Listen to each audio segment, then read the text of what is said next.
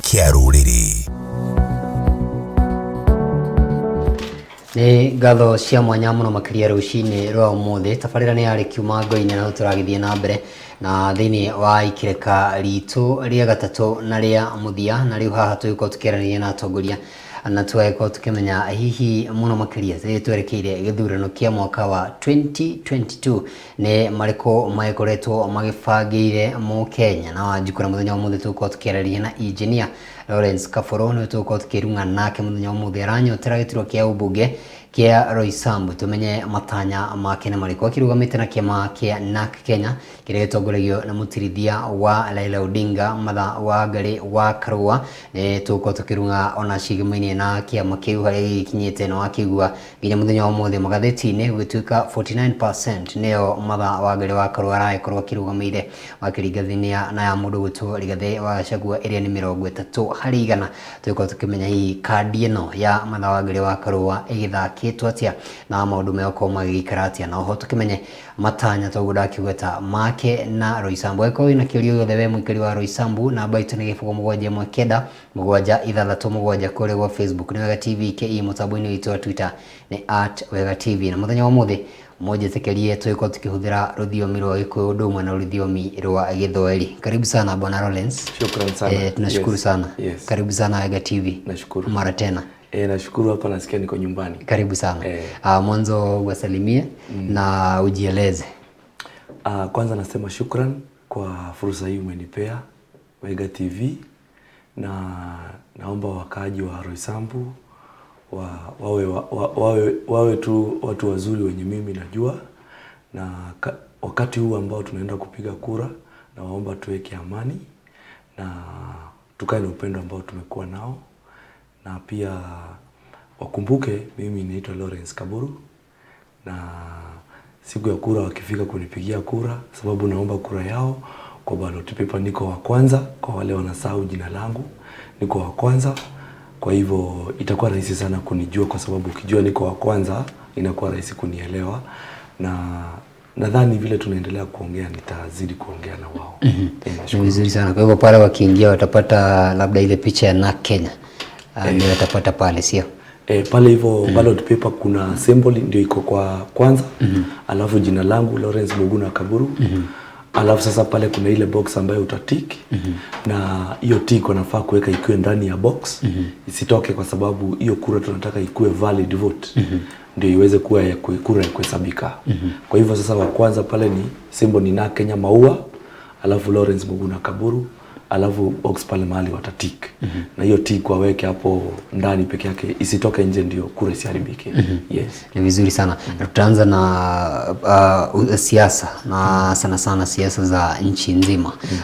Nchi ya Kenya tumeona kwamba siku ya leo katika magazeti kwamba wameanza kumulika kwamba Martha Karua sasa hivi kuna ukiangalia wakati tulikuwa naye wakati wa mwisho tuliona kwamba Martha Karua bado hakuwa amekubalika vizuri lakini sasa hivi kulingana na uchunguzi inaonekana kwamba 49% inamweka mbele ya Rigathi Gachagua ambaye ako na 29% 30% na wale ambao bado hawajaamua ni 21%. Na nataka kujua labda kadi hii ya Martha Karua nilikuona mlikuwa naye siku ya Jumapili mkizurura ama mkizunguka katika mikutano ya kisiasa hapa upande wa ROYSAMBU kwenda Githurai na maeneo tofauti ya Nairobi.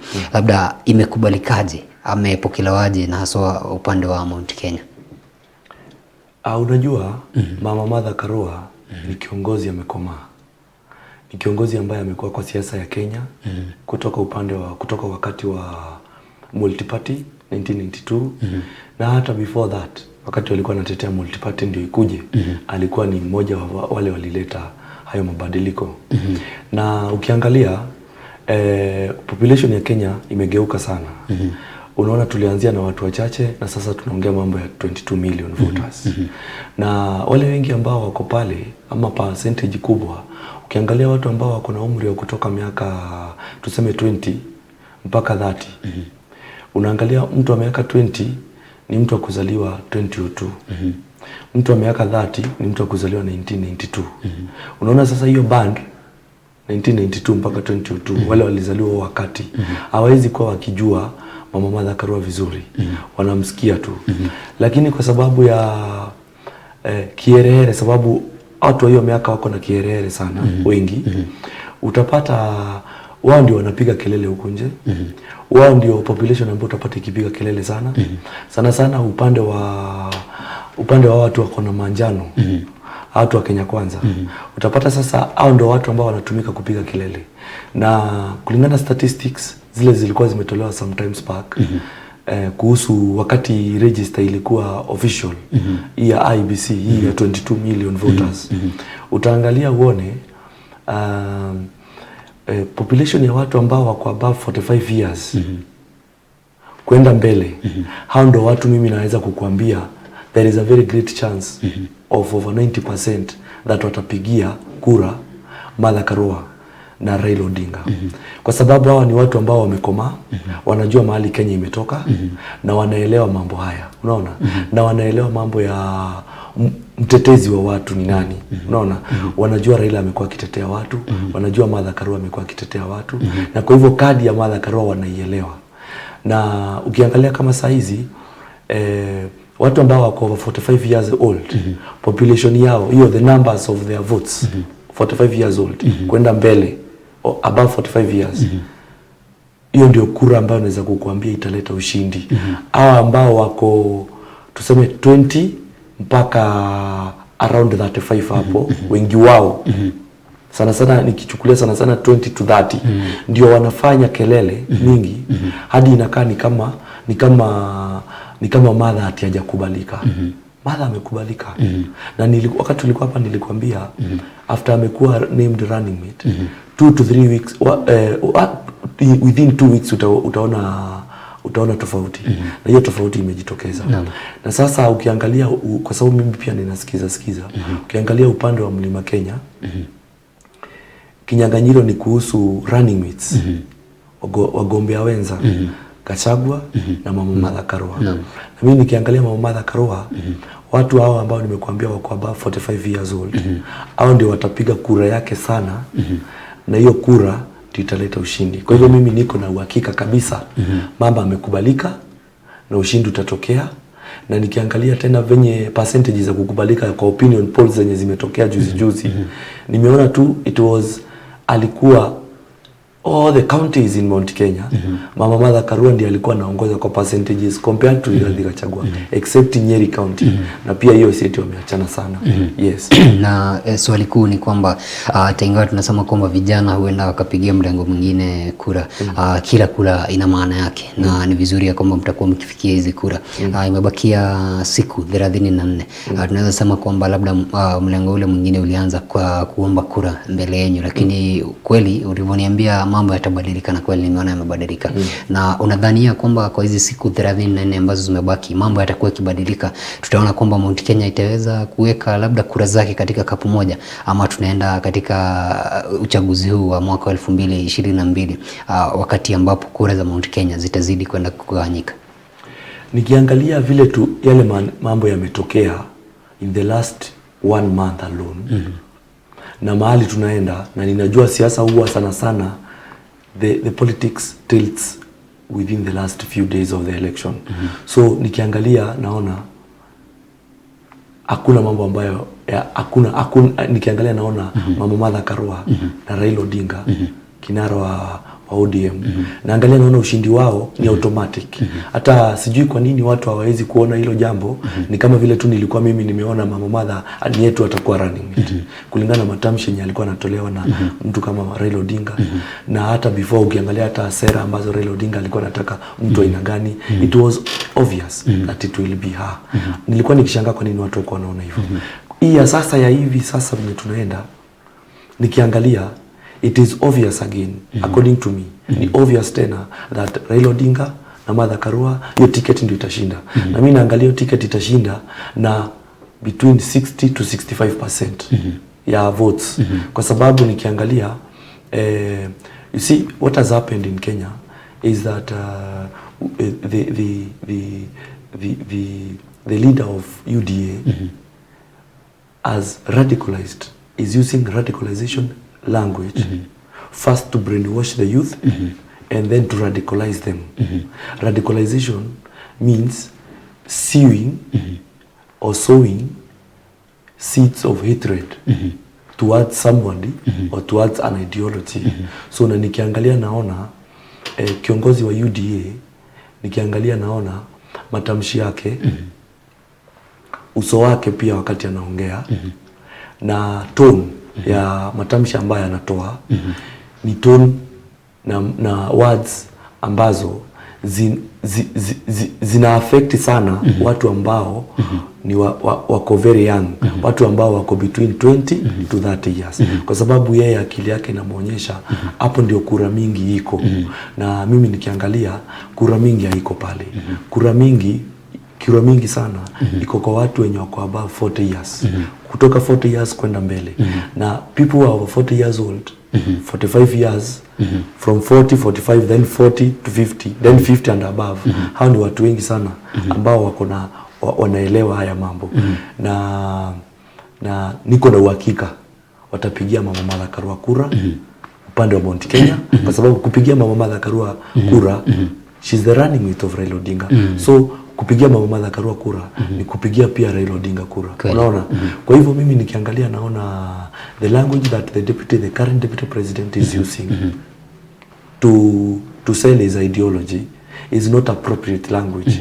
And with that kind of language, for people who understand politics and for people who understand the protocol of leadership, they can be able to see that this is not a language of somebody who can be elected this time.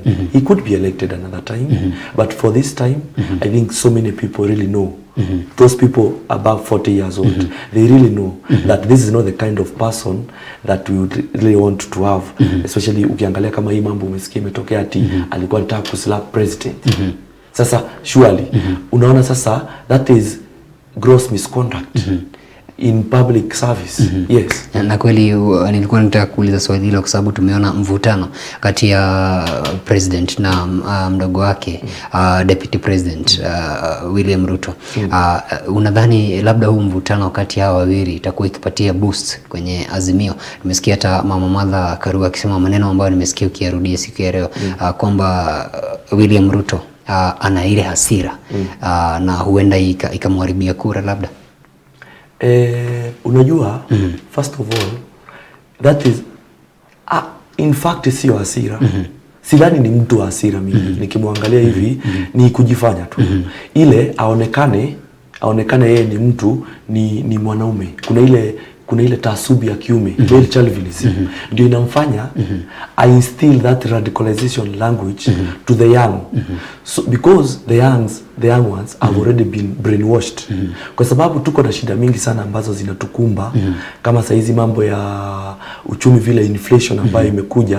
Kwa hivyo sasa watu wako na anataka kublame the president, that because of the president now, because of the president, we have got these challenges. He's blaming the handshake.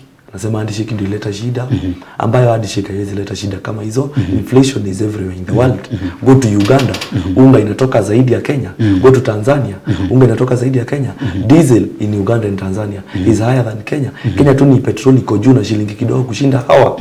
Kwa hivyo mimi nikiangalia it is his radicalization language that is wanting. And then number two also, looking at him,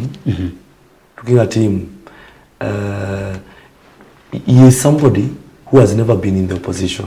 And I think this is the best time for him to be in the opposition, to be even the leader of opposition from outside parliament, so that we can now be able to see how good he is in championing for rights, human rights, for championing, for being an alternative government, showing the public that he can be an alternative government in the future, you see. So I think this is the high time, the best time for him to be in the real opposition, so that he aweze kutetea wananchi vizuri, unaona.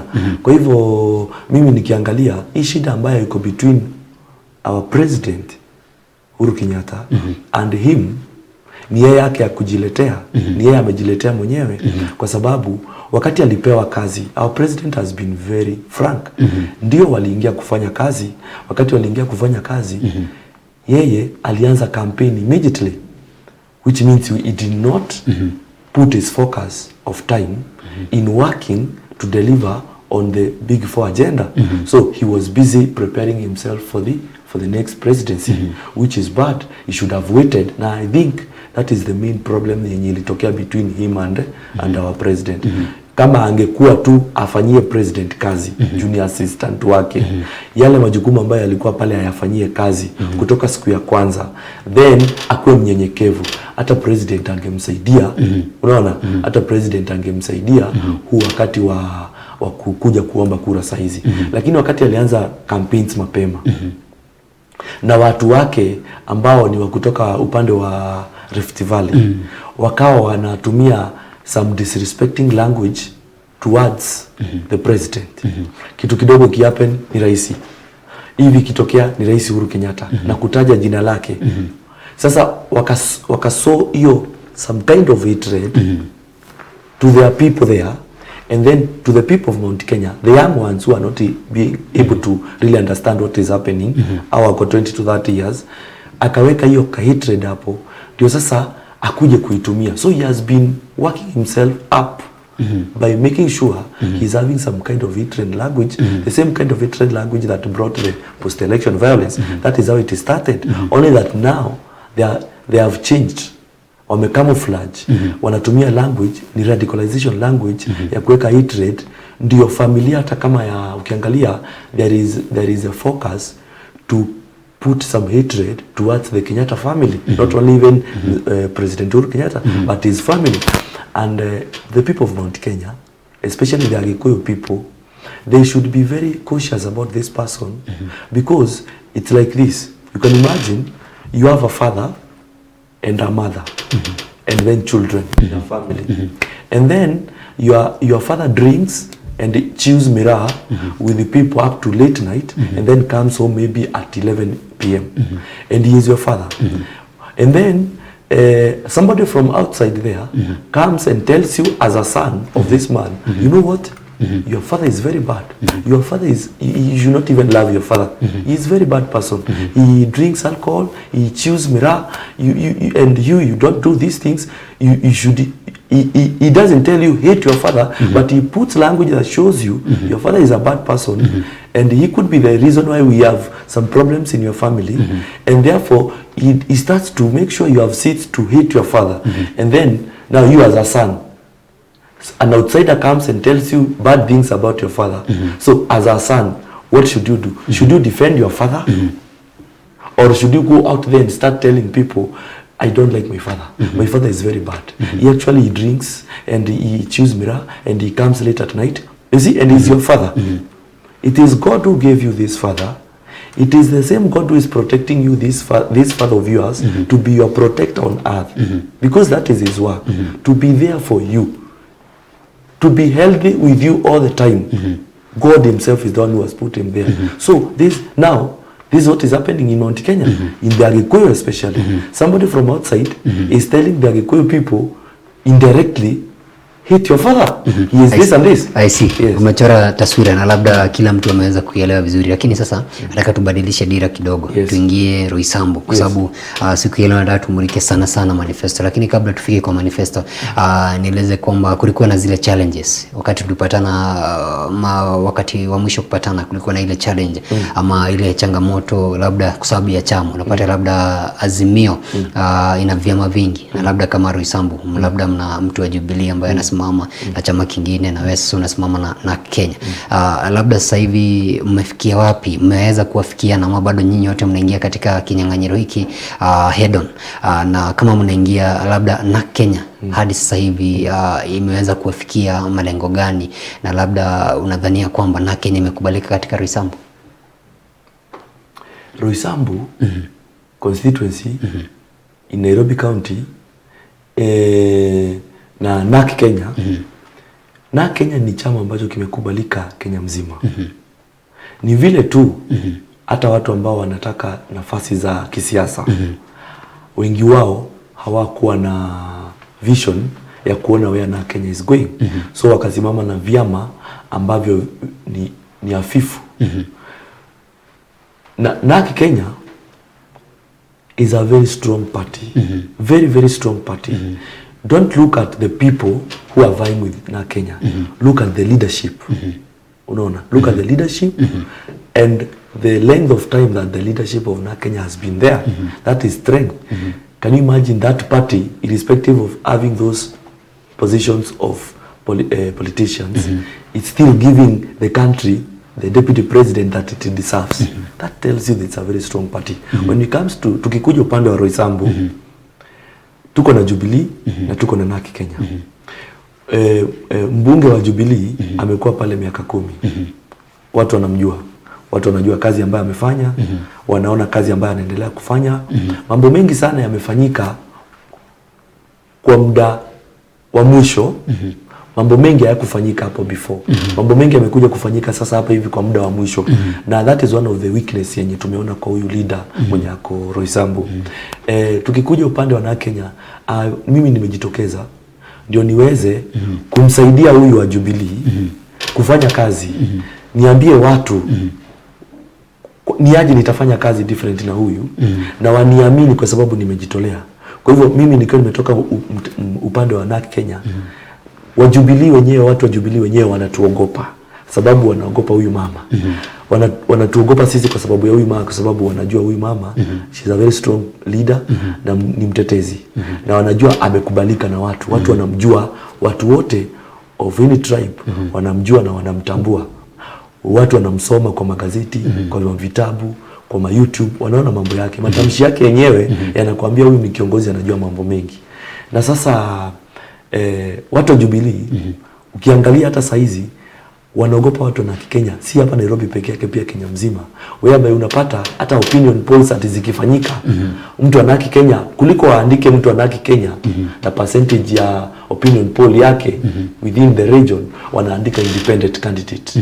Sasa that shows you that kama mtu anaki Kenya na sio mimi peke yake, mimi nimeona hizo opinion polls wanatuandika tuko watu wa independent. Where did they get these opinion polls from? Because for you to get the answers of the opinion poll, hauulizi mtu mmoja. Kama ni ROYSAMBU utauliza watu wa ROYSAMBU ward, watu kadhaa to be a representative of the data. Zimmerman ward, watu kadhaa. It must be spread across all the wards ndio uweze kuwa na reliable data yenye sasa cumulatively unaweza itumia kuashiria this is the opinion poll.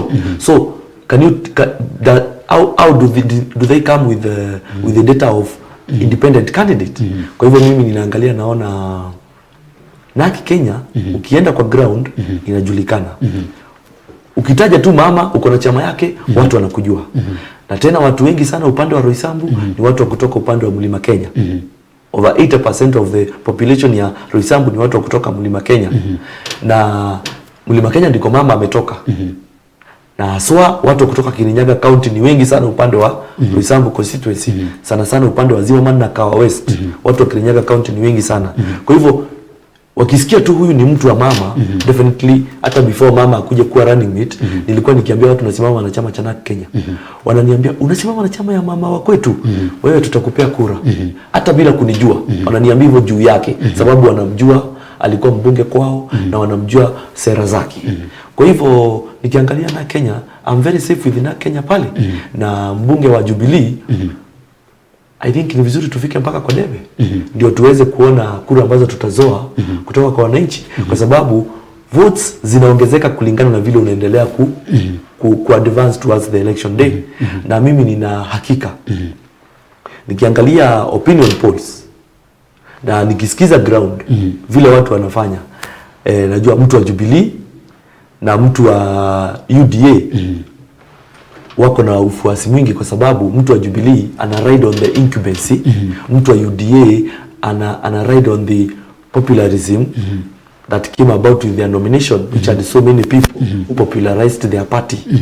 But mimi naendelea sasa saizi ndivyo naendelea ku advance at a very fast rate. Na nikiangalia UDA na Jubilee because ni kama Abel and Cain vile walikosana, wako at par. Unaona? So by the time tunafika tarehe 6 mwezi wa 8 because that's the end of the campaign period. I will just pass in between them. Yes, that is the target.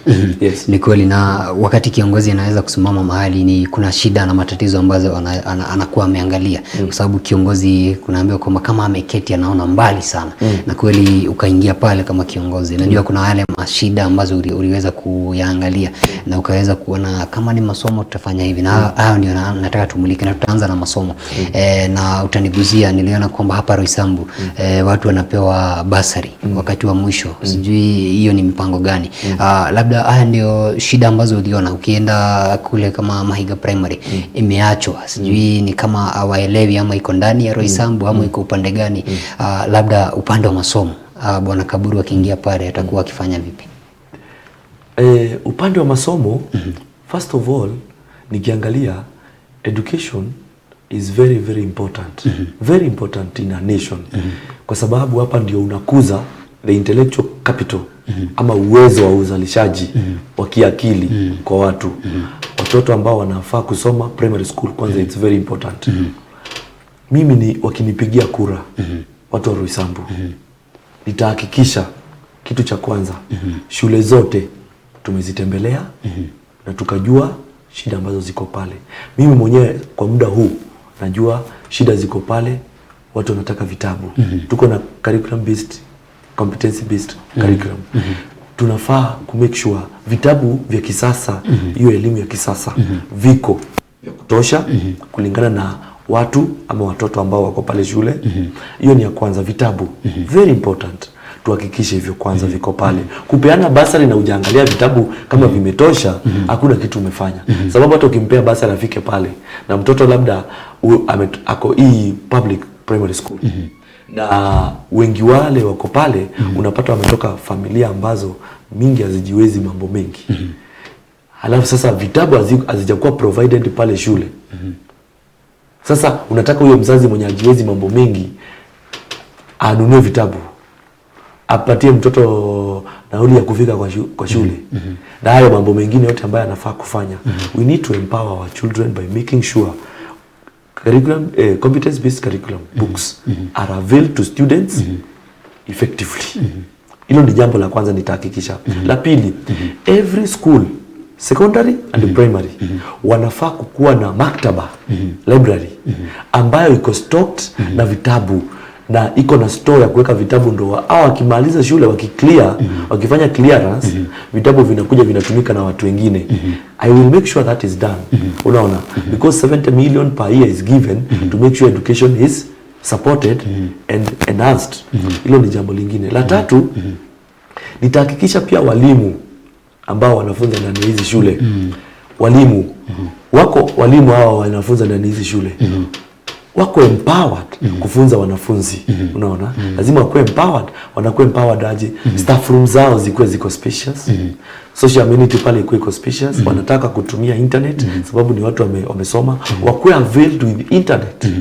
Wako availed with internet ndio waweze kupata pia information of what is happening from other performing schools haraka, ndio waweze kutransfer that knowledge haraka kwa wanafunzi. Tanks za maji, what is very important. Tanks za maji, tuhakikishe tanks za maji ziko ndani ya shule ndio watoto waweze kunywa maji safi. Every school should have a tank, clean safe drinking water in every school. Na tank si tank tu kamewekwa pale. Tunajua ni wanafunzi wangapi wako pale, capacity ya kutumia maji ya kila mtu ni kiasi gani. Wapewe tank ambayo iko adequate ya kutumia maji wao na walimu na wafanyikazi. Na pia watoto pale ndani bado primary schools. So primary school ndio foundation. We need to lay a very strong foundation. So that nyumba itaanguka tukiwa na strong foundation. Isikue foundation ya sand. So pale tukue pia kwa wale watoto wa primary school. Tukue pia wako na area yao ya kukalia pale wanaenda kukaa. The space, the environment is also spacious for them. Kama ni class inatafaa kuongezewa, ziongezewe. Kama ni class inakaa dilapidated, walls and the floors ziko clean na ziko neat. Unaona, mambo kama hayo ndio mimi nataka ku make sure yame happen. Na upande wa sanitation, vyoo, msalani pale kuko kusafi. Schools zikuwe provided with detergents, sabuni za bunga, detergents na disinfectants. hizi za kuwa viini, ndio wanafunzi wetu wakuwe in the safe working environment, ndio wasipoteze muda na mambo ya magonjwa, ama shule zinafungwa, ama hawawezi hata pia kukaa kwa sababu ya harufu fulani, wakuwe wako safe. Wafanyikazi wenye wanafaa kuwaoshea pale, wakuwe wanawaoshea, wako na bidhaa za kuwaoshea, wako na protective clothing, wako na gloves, wako na gumboots, maji ya kuosha iko pale ya kutosha, detergents iko pale.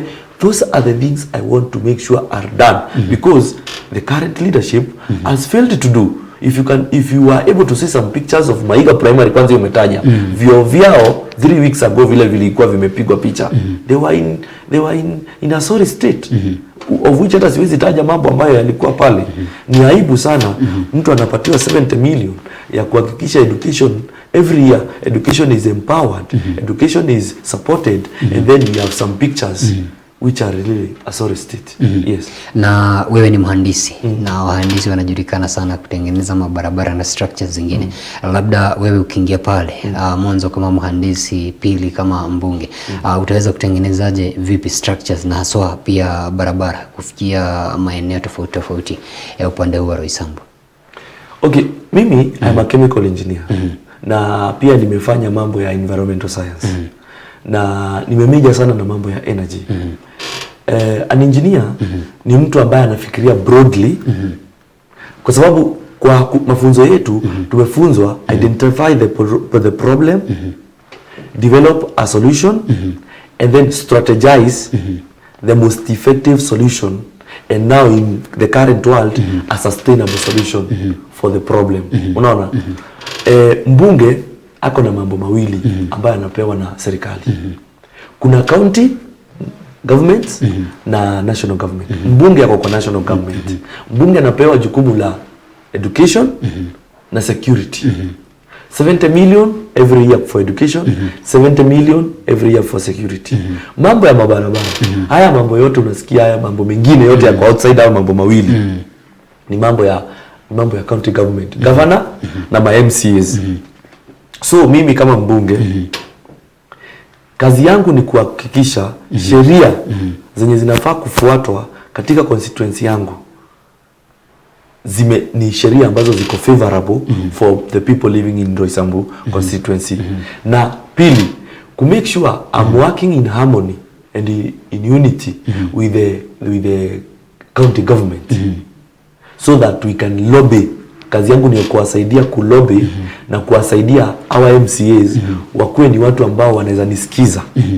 Kama ni mabarabara tunataka ndani ya constituency yetu, hakuna pesa ninapatiwa za barabara, ni wao wanapatiwa pesa za barabara. Na pia national government iko na barabara, kama tuseme Committee Road, hiyo ni barabara ya national government. Unaona? Kazi yangu ni kulobby the government na kuonyesha taabu ambayo iko upande wa Committee Road, watufanyie ikuwe dual carriage. Ipite hivyo, iende mpaka pale kwa kona ya kwenda Kawa West, iende dual carriage mpaka West, ishikane na bypass, alafu pia hapa hivi njia ya kwenda Committee Prison. Hiyo pia ikuwe dual carriage, hata kama ikuwe dual carriage mpaka Committee Corner. Ikuwe dual carriage. Watu wa Kiambu County waweze kufuatilia hiyo dual carriage, ishikane na kuenda upande wa Ruiru na kurudi upande wa Kirigiti, kurudi upande wa Kirigiti. Hiyo ikifanywa dual carriage na ifungue kuingia Tatu na hiyo Northlands, kukuja hapa mpaka hapa Committee Prison na kuenda hapa hivi kwingine upande wa Kawa West. Hiyo ni development kubwa sana. Kama mbunge ningetaka kuona nimelobby national government imetenda hapo, sababu the land is there and the government has got machinery to make sure this thing is done, so that our people can be able to work, to go to work very well, effectively. Hilo ni jambo la kwanza. As an engineer, I should be able to conceive the idea of such a development project for the national government and be able to lobby in a humble way, so that they can consider me and consider us, and then ikishatengenezwa the president and the deputy president or any of them ama minister wa mambo ya roads anaweza kuja kufungua, si yangu nimetengeneza, nilitetea na nikawaambia jameni tufanyieni hapa, tumekosa mtu wa kututetea, ndio tufanyiwe jambo kama hilo. Ndani ya ma estates, sasa ndani ya ROYSAMBU constituency, hizo ni kazi za county government. Sasa kazi yangu ni again to use a good lobbying language with the county government and the MCAs, so that when they are given that money or when they go to lobby even in the county assembly, they are able to know, kwa sababu wengine wao ni watu pia hawajasoma. Unaona, ndio wako na leadership skills, but they don't have the knowledge that should be able to make them conceive the sustainable projects that we need in our wards. So I can help them to conceive those ones because I have that knowledge, so that when they go there, they are able also to lobby, and when they get that money, they are able to use it and budget it in a very effective way. So tuhakikishe zile njia ambazo zinatumika sana ziko carpeted na infrastructure ya lights iko, ndio to extend business hours, to improve security na ku extend business hours, na infrastructure ya mambo kama ya maji, because hiyo bado ni yao. Tuangalie tuone where do we need to lay more pipes. Unaona, mambo kama hayo, kwa sababu mimi nikiwa bunge I'm supposed to look at things like the tax policy. Au kama saizi the tax policy is one of the things that mimi nafaa kutetea.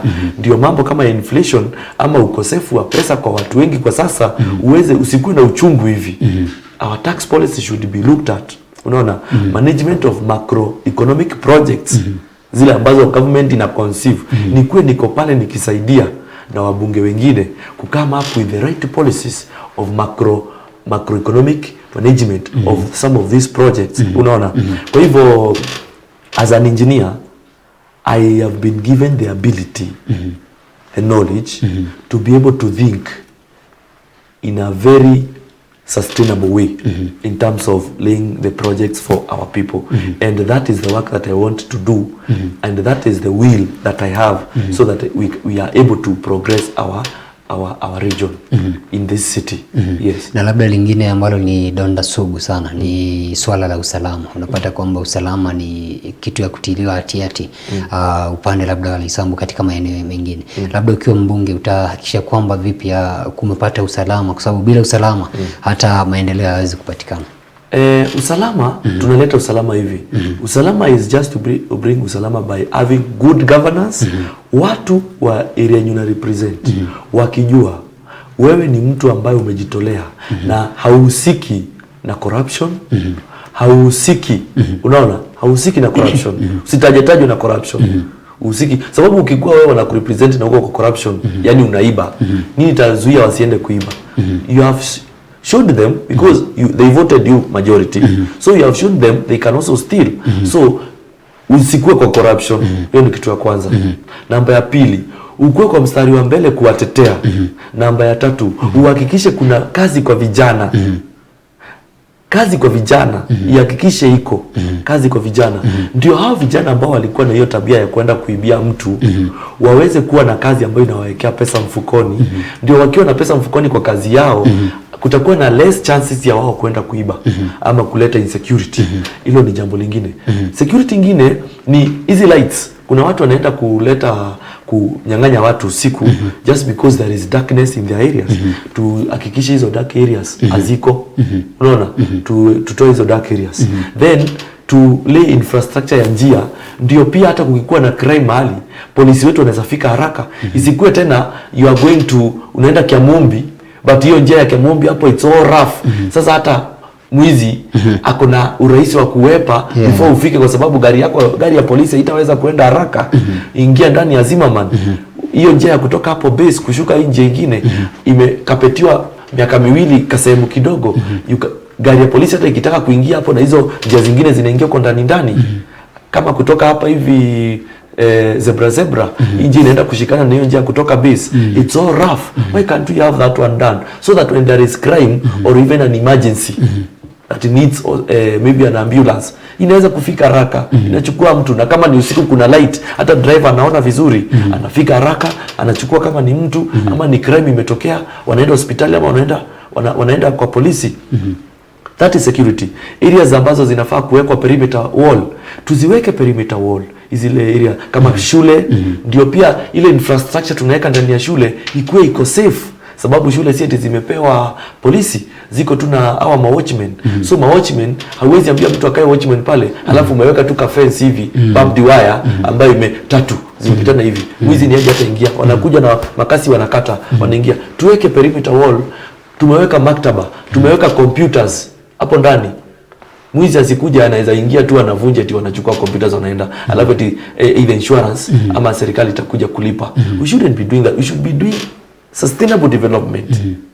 That is development that is for the present and the future without compromising the ability of the present to attain socio-economic development. That is sustainability. That is what I want to give the people of ROYSAMBU with the whole of my heart. Yes. Na vijana ni watu ambao labda naweza sema kwamba wameachiliwa sana kwa muda. Labda wa vijana wa ROYSAMBU tutawezaje kuwatoa katika mitaa, katika uvutaji bangi, wengine kunywa pombe na mambo kama yale, mambo mengi sana kadhalika ambayo yanafanya kwamba walikosa kazi, wakakosa matumaini katika maisha. Kwa hivyo wakati kule kwa mitaa wanalegea tu. Wewe kama mbunge utahakikisha kwamba tumeweza kuwabadilisha vipi wakuwe watu wa maana katika jamii? Jambo la kwanza, vijana wengi sana talents zao ziko upande wa sports na music. Hii content kwanza kwa sports tunafaa kwanza kabisa. There are so many football teams in ROYSAMBU constituency.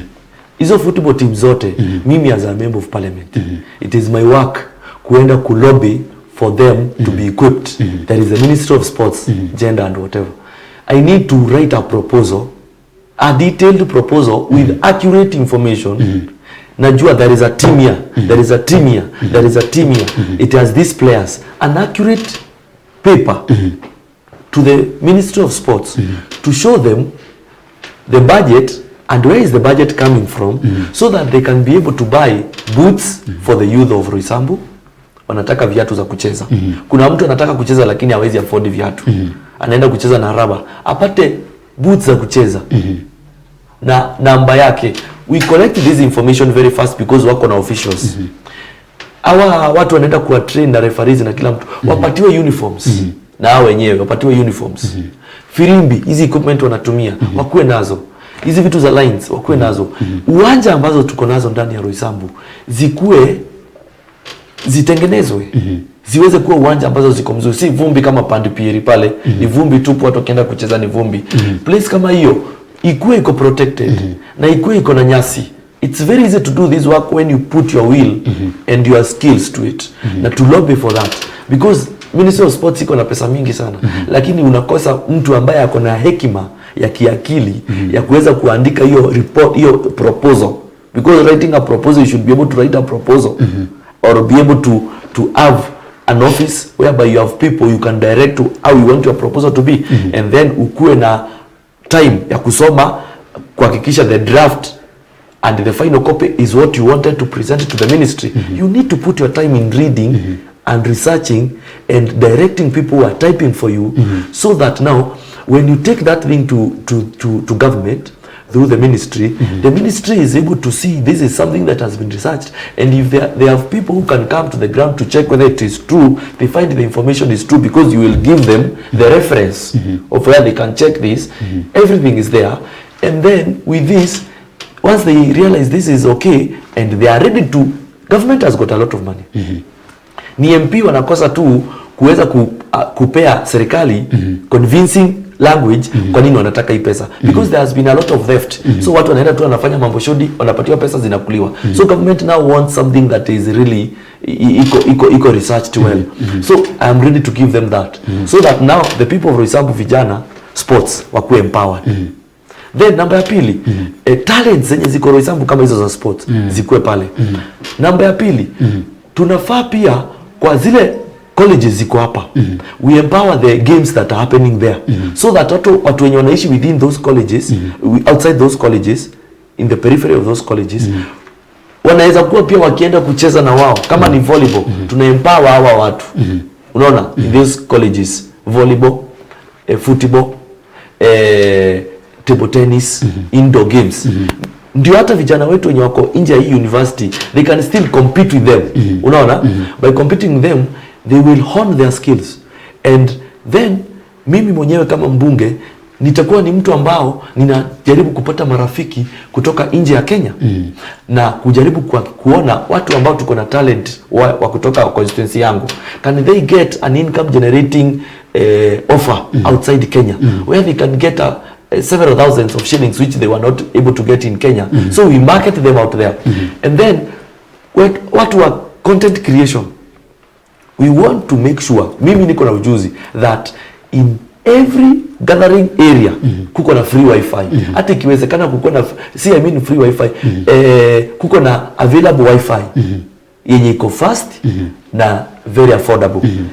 Kama ROYSAMBU hapa roundabout, Githurai 45, Kahawa West, hizi areas zote unaona vibanda, areas within the universities, our areas zetu zote, unaona Marurui, hizi centers zote, kukue hapo kuko na wifi yenye inaweza cater for, which can cater for the population of that area.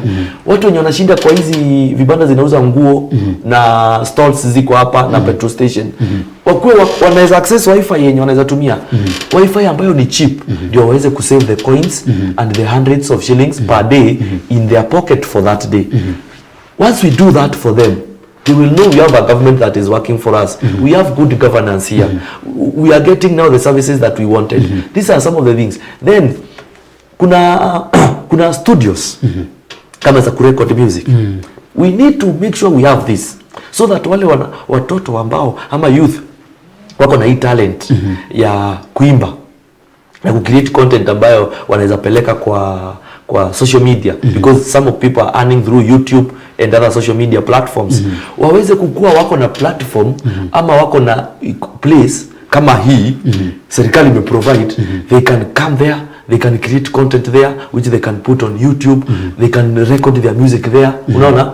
DJs can be coming there to train people to do the DJ work, unaona mambo kama hayo. Mambo ya bodybuilding na toning of the body for our young people, men and women. We need to have a social hall whereby we have a gym. Now these ones we need to have them everywhere. These universities, it is zenye ziko in ROYSAMBU, because ROYSAMBU is very diverse.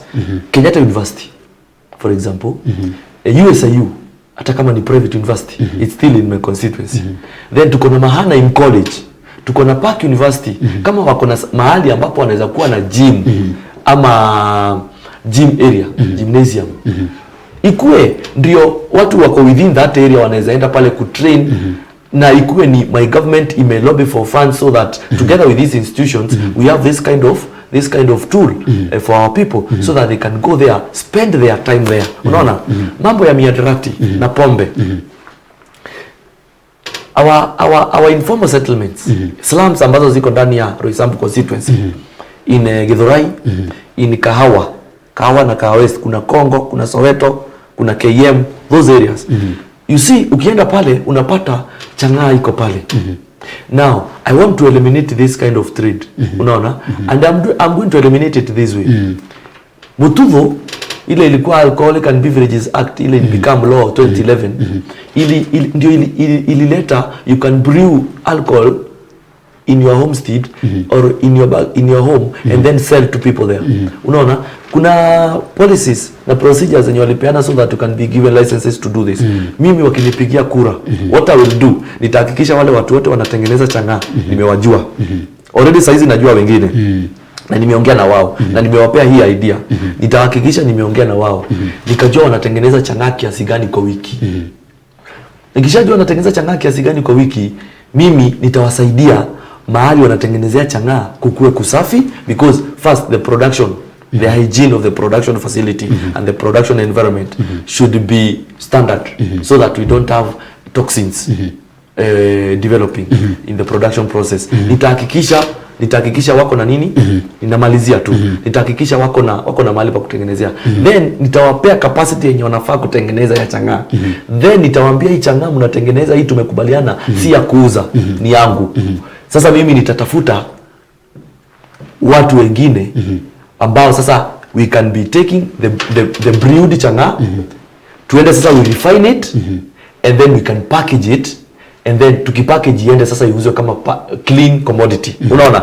Sasa wale walikuwa wanaenda kukunywa huko hawataenda kupata chang'aa tena. Na mwenye tupate juu tutakuwa na watu wanatupa information. Mwenye tutapata tumempea hiyo nafasi ya kutengeneza changanya, tumnunulie ndio tuende tukai-clean ndio tuiuze mahali kwingine. Ameendelea kutengeneza tena akiuza huko kwa vijiji. Tutamnyima hiyo opportunity ya kutengeneza, tukichukua tukienda refine tuuze ikiwa clean commodity. Tutamnyang'anya hiyo nafasi, tumwambie basi shida yako endelea na 20 seconds. Ngombe kula kwa mkazi wa Roysambu. Shukrani sana. Mimi nataka kuambia watu wa Roysambu constituency waamini kwamba nitawafanyia kazi, kwa sababu nimejitolea kuwafanyia kazi, na ninawaomba tarehe 9 mwezi wa 8 munipigie kura. Nitakuwa kwa ballot paper, mimi ndio wa kwanza kwa hiyo ballot paper. Munipigie kura, nitawafanyia kazi ambayo nimeelezea hapa. Sijaweza kuwa na muda wa kutosha wa kutengeneza manifesto ya kuelezea manifesto yote, lakini maarifa ambayo niko nayo kuhusu upande wa climate change na vile sisi wakaaji wa Roysambu tutaweza kuwajibika kufanya adaptation ya the climate policies na tools kama jiko za kupika. Mambo kama hayo ni mambo ningetaka tuyafanye upande wa Roysambu. Upande wa maji, najua shida ya maji iko pale. Nataka kuwasaidia kutatua hilo jambo la maji. Jambo la education kama vile tumeongea, sitaguzia sana. Ninaomba tu kura yenu kwa unyenyekevu, niwafanyie kazi na niwafanyie kazi fairly na nikijitolea kwa moyo mkujufu, na ninaomba pia maombi yenu, ndio munipe maombi, ndio Mungu aendelee kuniongoza katika kazi. Afya ndio niweze kuwafanyia kazi nikiwa na afya kwa ile miaka Mungu amenipea kwa dunia. Nashukuru. Shukrani za dhati sana. Naona watu wameingia Sam Kush anasema tuko pamoja. Jamaa anaitwa Paul Jenga mwenye anasema niko ndani. Salimia yeye sana, na pia unasalimia na mchungaji Rafael Gishane. Jamaa anaitwa Muhia wa Kandala anasema tuko pamoja sana, na watu ni wengi sana ambao wameingia. Monene Murasta wa kule Runyenjes Embo anasema tuko pamoja. Helen Nyakianda pia nimemwona anasema tuko pamoja sana, na mrembo anaitwa Beth Nganga anasema tuko pamoja sana kutoka kule Elbagon. Shukrani za dhati. Hapo ndo tutaweza kutamatishia show yetu ya siku ya leo. Kiswahili kimekuwa kingi, na siku ya leo tumekuwa na maengineer, tukiwa na engineer Kaburu anasimama kiti cha ubunge upande wa Roysambu. Umesikia manifesto yake, sasa lako ni kuweza kuweka kura yako katika ballot, na ni vizuri sana. Mimi langu ni Joseph Gidenji, na mambo yamekuwa ni mazuri sana. Leo tumeambiwa kwamba tuongee Kiswahili, ni vizuri sana. Ambaye ni mhandisi wetu wa picha ama mpiga picha wetu anaitwa Joseph Valencia, fanya kazi nzuri sana. Naye mwelekezi wetu anaitwa Ibrahim Shiri kutoka the county ya Murang'a. Uwe na siku njema.